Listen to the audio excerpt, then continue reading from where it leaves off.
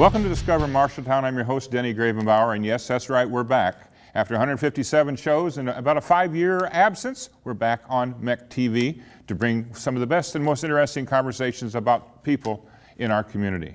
And what a way to kick off the show today, but none other than newcomer to Marshalltown, but I guess, 3 or 4 months ago now, but the principal of MHS, Jackie Wyant. Jackie, welcome to Marshalltown and welcome to Discover Marshalltown. Thank you so much. It's my pleasure to be here today. You know, you say you're a newcomer to town, but like I said, and they mentioned the other day that you've been here for 3 or 4 months now? A total of 6. It's close to 6 months, is that right? Now, yeah. And it's got to be tough coming in, getting settled, go to work, get settled, and a lot of extracurricular work that has to be done. There was some challenging times over the summer. I actually was traveling back and forth to Marshalltown before I even started my job on July 1st. I see. I wanted to know more about the high school, meet the staff before they left for the summer, visit with the outgoing principal to learn more about things that were going on, programs that were already started, how I was going to have to support them.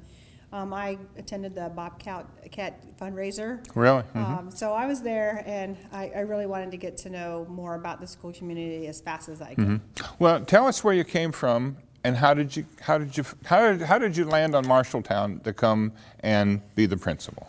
Well, my story goes way back. We're only here 30 minutes, Jackie, so just kind of take it as you wanna.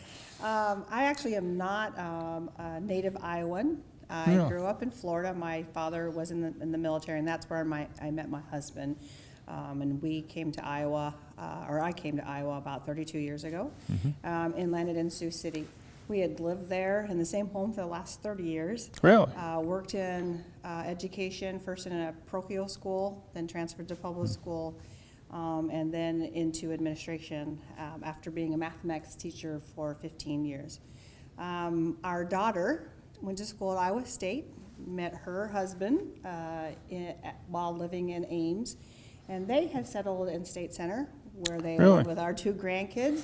So well, that makes it handy, don't it? Yeah. Now you're starting to see why I needed to move closer to central Iowa. Sure. Our trips, 3.5 hours one way, got to be kind of tedious with the frequency that we began to engage in those trips.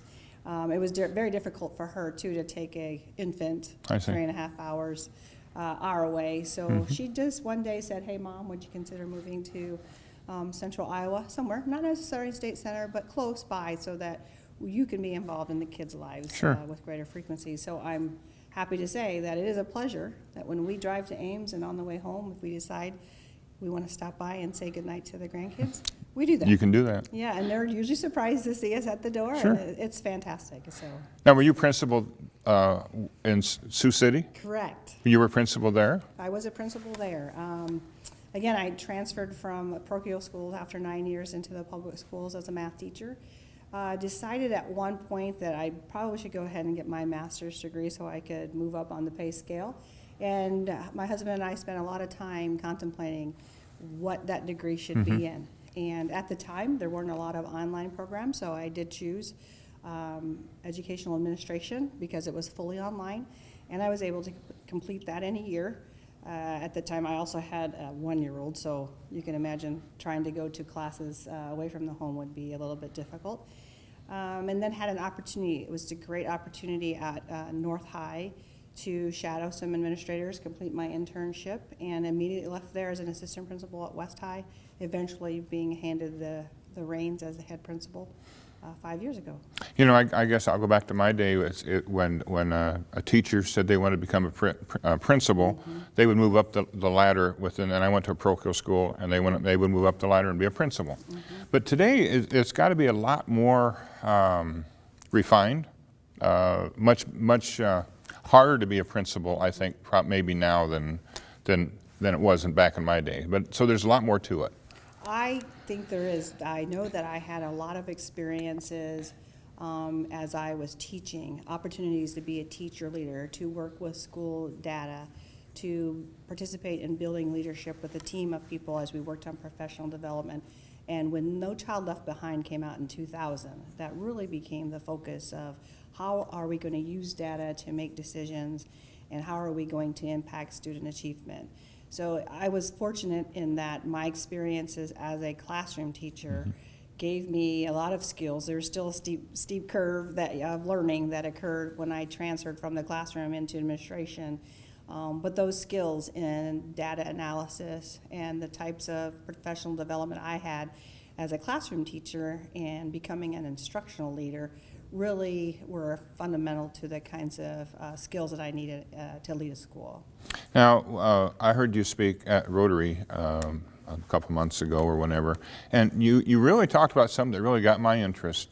And you've got kind of like your own little philosophy and things that you would like to see done. And I think, and maybe explain that to our viewers, because I'm going to question you on a couple things, because if we say it the same way, but you got a very strong philosophy on how you want to proceed here as principal of MHS. I do. And I'm not sure which part of the room. Well, no, but let me just tell you. But you got to remember, I'm an old guy, and it's been a long time since I've been in school, so things have changed, and probably I haven't. So. Well, the first major change that has occurred at Marshalltown High School is the fact that we are a one-to-one community. So all students have their own Chromebook, and that is different than anything that anybody's ever experienced. It's fortunate that I did lead a school through that transition. So for the past 4 years, my previous school, they've been working with laptops.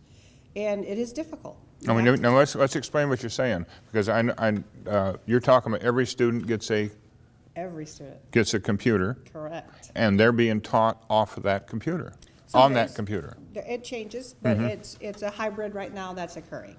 There are some teachers who have just substituted the computer for things that they used to collect on paper.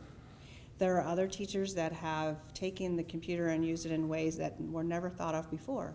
So for example, I was in a math classroom and there was a teacher working what are called matrices. The math behind a matrix is very intense. The smaller it is, the easier, but the bigger it gets, it's much harder.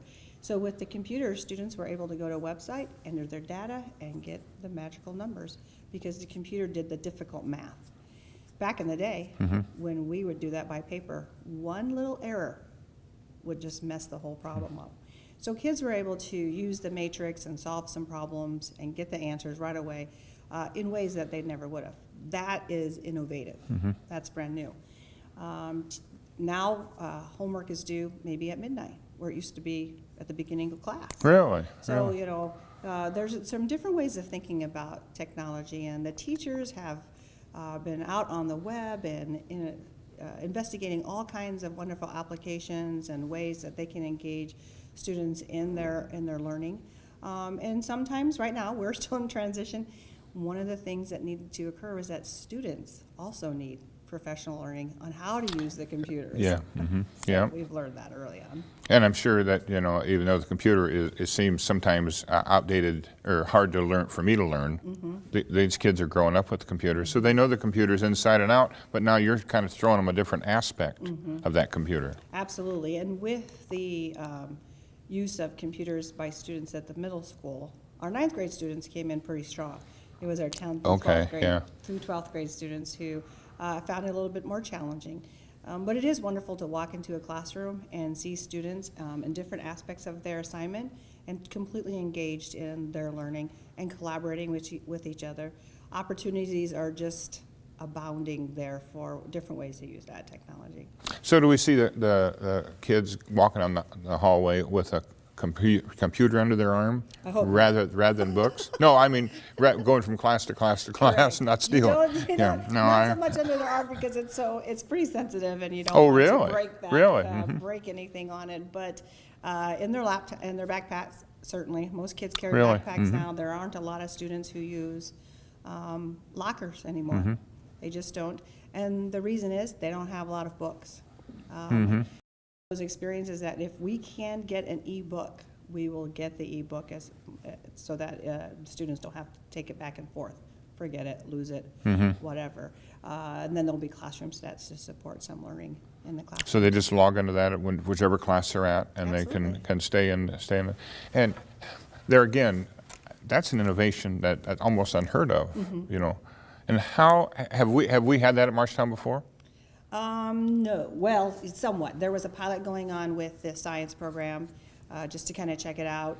Again, the middle school had it last year, and there are classroom sets in the elementary. So to have a one-to-one where each student has their own laptop, we are rapidly moving forward. This district is pretty progressive in that area. You know, there's a lot of neat courses out there. Of course, I know Kirk Niehaus does some pottery classes and different things like that.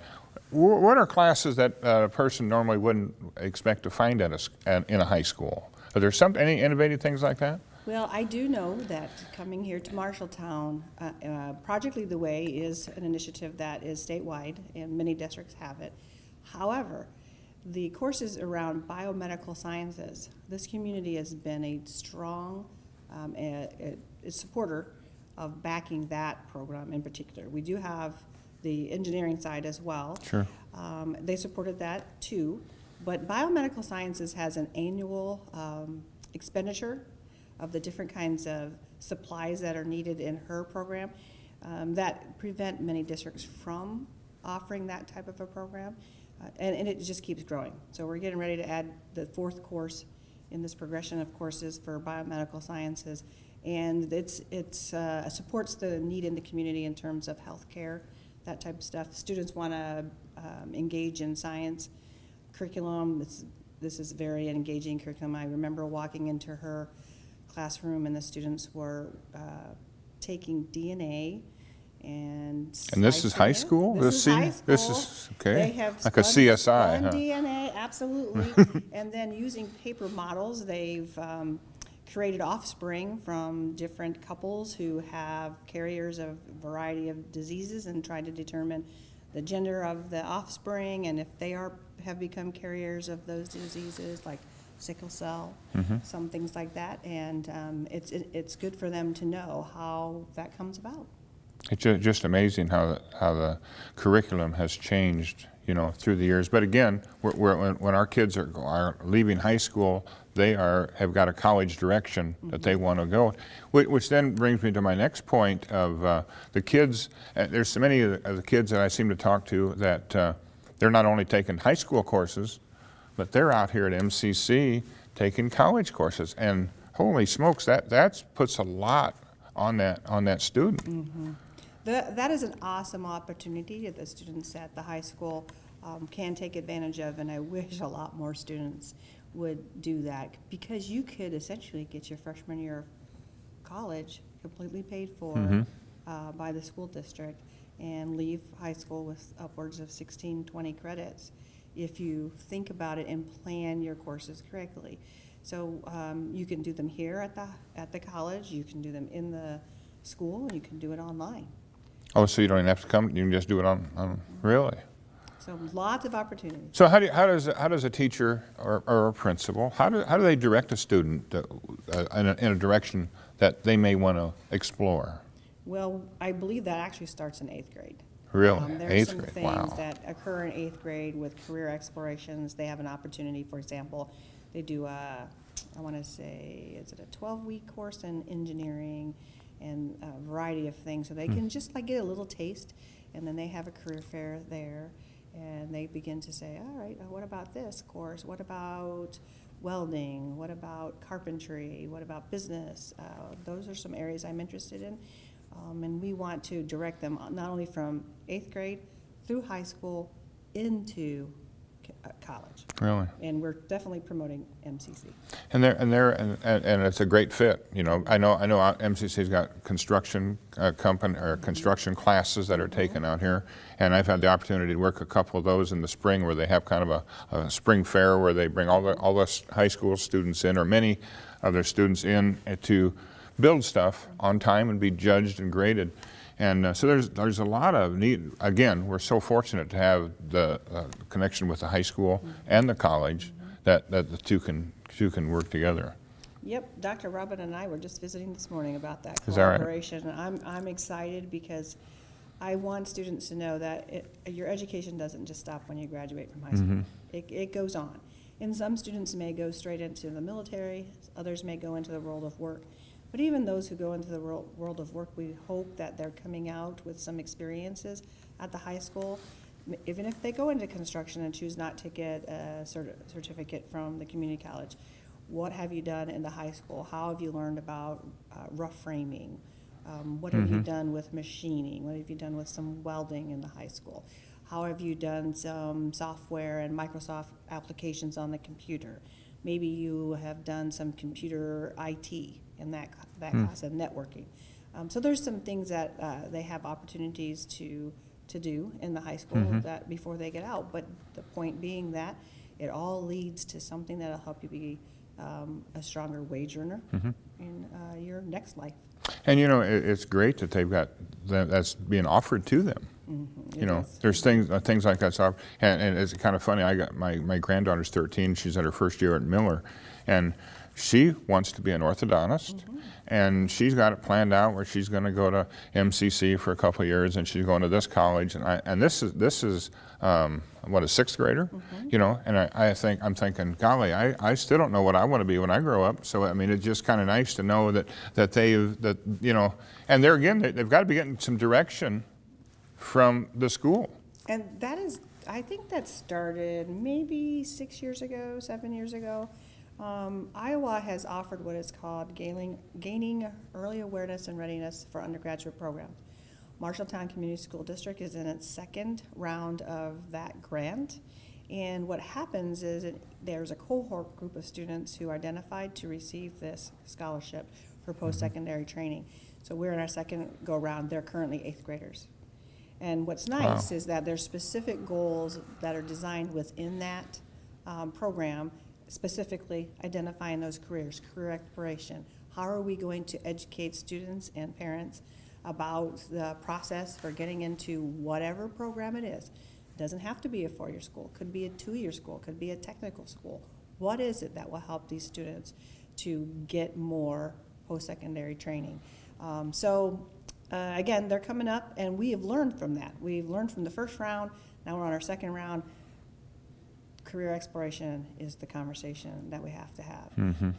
Laying out your 4-year plan in such a way that they have those experiences, because the best time is now when they're in high school to say, I think I might want to be in carpentry, and then discover you don't like it. It's better to find it out in high school. You know, and then you've back in the day, I guess, you know, we took classes that, quite frankly, when we got to be a junior or senior, why am I taking Western civilization?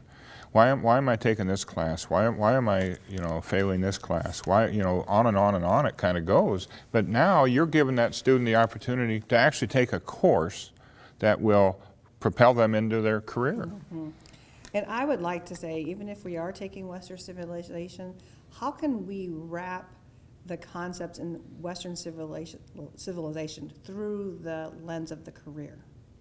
So if I'm in health sciences and I'm taking social studies and English, can I do some more writing and research and discovery behind the history of medicine as it applies to world history or American history? And can I write on the topics of maybe the impact of polio and the vaccines and how that's changed our world, and what parts of our world still are dealing with polio, because I don't think it's been completely eradicated. That is interesting to a student who's going into the health sciences. Well, knowing that history, knowing that history of what they're looking at, and maybe how the journey came about. You know, I can see where that would get to be kind of a fun thing. What has been you know, there's always challenges. You know, when we leave areas where we call home and we move to other areas. What's been a challenge? Have you had a challenge? Does the principal of a high school have a challenge? I did some things to speed up what I was going to consider my challenges. Having lived in Sioux City for 30 years, I had a huge network. There were a lot of people I knew in the community. My sister, who would visit me from Seattle, was just astounded that every time we'd go somewhere, there'd be at least one person that I knew. And that was in a town of 100,000. But, you know, after being in education for 20 years, that's bound to happen. So I knew that I had to expedite that here. And one of the ways that I moved that forward and quickly was to become a member of Iowa Valley Leadership. Wow, the people, first of all, the other adults in the class, awesome, come from different businesses, great folks, they're fun to work with. And then the events that they've planned in that, going to the courthouse, going out to other places, learning about different businesses like Wyant Energy, the health, Central Iowa Healthcare, just meeting all of those folks that after the first couple of meetings at Iowa Valley Leadership, I go to a NIOT meeting, or not NARTON meeting, and I know everybody there. Yeah, exactly. So, and then now being a member of Rotary, there's another group of people that I'm getting to know. Had many opportunities to speak to Kiwanis and the pachyderm herd. I've been at various engagements and meeting all of those folks, and now I'm getting my husband involved. You need to go out there and check out that morning Kiwanis group. They're a great group of people to hang out with, and so what kind of felt like a challenge, knowing that I was coming here, of course, selling my home in Sioux City, and then purchasing another one here, and that kind of stuff was. That's got to be a challenge. 30 years, in in an area that Of course, I grew up here, so I'm a Marshalltonian through and through, and I just can't even imagine. Maybe now I'm scared, to venture out, almost like you're in a covered wagon and you're going east, and we're going to see what happens when I get there. When we got lucky, we had a great realtor, and there were lots of people who were contacting me, giving me names of realtors in the area. There seems to be a lot of folks here that could have picked up and done what our realtor did, but he and his wife were awesome, and they helped us out in making sure that we knew what different utilities to call so that we had everything that we needed at our home. So a lot of things are great, and we had families reach out to us. We have an 8th grader, and he's very active in athletics, so right away when he started in football and we started meeting some of the other families, they started reaching out right away to say, hey, don't forget about baseball. And oh, sure. Here's this person. Make sure you contact him, and these different people. So he is very engaged in lots of athletics at the middle school, and we're excited about when he'll be coming up to the high school. Sure, that's kind of fun, knowing the kids are, and everybody is enjoying living here, and of course you got your daughter and the grandkids over in State Center, Well, I also have a senior at the high school, and one of the challenges for us there was that he was to start the welding program at the community college in Sioux City. Oh, really? And we got lucky and were able to get into the welding program here at MCC. So he's part-time at the high school and more than full-time here. So he spends a lot of hours in education. So it's been great. When a new individual comes in as the new principal, the new girl in town, and as the new principal, would you try to know what has the expectations of the teachers that have been in the past? You probably don't try to come in and change stuff, do you? I mean, completely. But again, you're going to have your own ways to do it.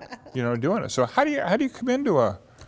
I spent a lot of time trying to build relationships. So there were some changes. There were some folks who definitely felt like, wow, this is way different than we've ever done before. However, but I spent most of the summer meeting with teachers. I probably had 3 different. And that was probably a good idea. Many of us was not aware that you made summer. You're working summer. There was they had an August Academy. So one of those days, I met them at the building that they were having their August Academy and brought in lunch so that they could eat lunch with me and ask me whatever questions they wanted to ask. And just try to help them to understand you, to learn you. That I'm an instructional leader. I coach folks. Human resources that are human resources are our investment, and so I believe in coaching people to greatness. And so give them lots of feedback, tell them when they're doing great things, that kind of stuff. It's important to me. And right now they're doing some great work, and I think we've transitioned pretty well. And we have some first semester data that tells us some great things. Good. And we have some first semester data that tells us where we need to work.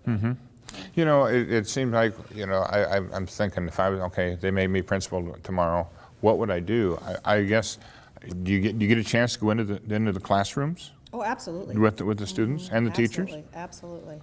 And what do you do? Man, I'll tell you what, the principal standing behind me, I'm going to just melt. I'm not going to be able to even concentrate. Well, it is kind of funny because usually I will ask, what is your task for the day? I'll stop and ask a student. I won't just look at the board and see what's on there. I want to know what is it that she's expecting you or he is expecting you to do today. And what's funny is that when I leave, and I'll usually send them a note anyway, but when I leave the room, I can hear the teacher say, "What'd she ask you?" Is that right? Oh yeah, they're kind of nervous, but I'm not going to ask the student Sure, if the teacher's sure. doing something wrong. Sure. And I always, when I leave the room, I try to find something that I saw that was positive in the room, and I send a note to the teacher to let them know that I had noticed the positive thing that I had seen and how it was affecting the climate of the classroom. Because that's what we're focused on, is improving the climate so that kids feel safe, feel good at school, and we want teachers to feel safe and good at school too. Do they, and I guess I just, when you talk about the climate in a classroom, we've heard a lot of nasty things going on, in other communities, in the schools, and what do you have, how big of a part of your day is school security? Of my day Well, personally? I mean, or our what whole this, administrative team is yeah, responsible for yeah. that.